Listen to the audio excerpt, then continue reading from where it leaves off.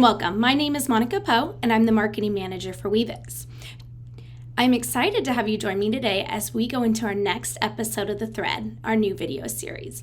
During this episode, we're going to go into the security of the weavix platform. Here with me today is our Chief Technology Officer, Seth Phillips. Seth leads our engineering team in their day-to-day to deliver an exceptional, secure platform. As the Internet of Workers platform, weavix prioritizes the security of the platform and of the data that the enterprise is collecting on a day-to-day basis. Great. Seth, it's great to have you here with me today. Hey, I'm excited to be here. Thank you. Well, let's start going into, what type of data is being collected through our Walt Smart Radios? So via the Walt Smart Radio, and this is our Walt here, we are collecting collaboration data for our frontline workers with our desk-bound workers. We're capturing site, facility data. We really want to help drive efficiencies for our customers. And so by capturing all of that data, we can do just that from a workforce perspective, operations perspective. One of the things that we also do when it comes to our data is we do isolate our data, and we do grant specific access to the data via certain permissions that we have within the application. So that's what we do with the data. That's what we collect today. So the Walt Smart Radio is the customer's primary form of communication, and then, of course, the data acquisition that comes along with it. So can anyone walk away with a Walt and gain access to, the company's data or secrets there? No. So a couple of things that we do. One is we do require for a login to be created for each user. Those logins can be created by using a phone number or an email or a QR code. And then by doing that, then we generate what we call a 6-digit short code.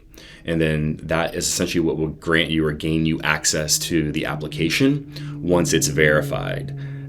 So we leverage that. One of the other things too that we do that's really important, Monica, is we will deactivate we inactivate that when a device times out, it becomes inactive. At that point, users are also required to have a 4-digit PIN. So if they're already logged into the device times out. Think about walking away from your laptop and then it times out. You go back to your laptop and you can do face recognition or put a 4-digit PIN in. We do something very similar where you put in your 4-digit PIN and then you gain entry access back to the device. One of the things we also do is that we can remotely deactivate a Walt and a user in a situation where we do have some type of security threat, whether it be a user or something else. So how is the engineering team securing this data, ensuring that it's safe from hackers or other internet threats?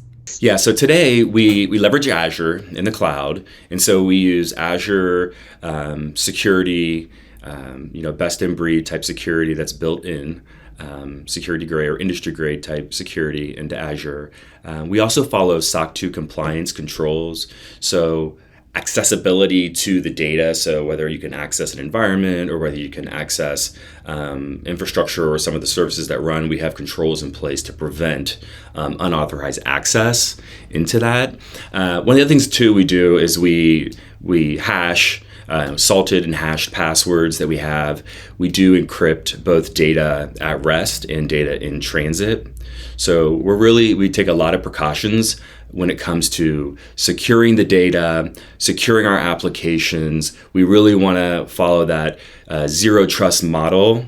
And as we grow as a company, we'll continue to apply new security standards. We'll continue to keep ourselves up to date on where the market's going, where the industry's going when it comes to security standards, and make sure that we've got that buttoned up.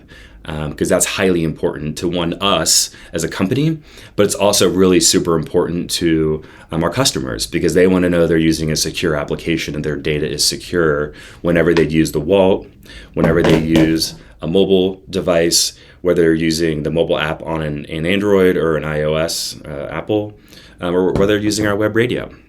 So there's a lot of things that we do, but in general, and for security purposes, we take it very seriously, making sure that the data we collect is isolated, that we have security mechanisms built into the application, into our infrastructure, into our cloud offering, and make sure that we're certified and following compliance across the board. So that's us.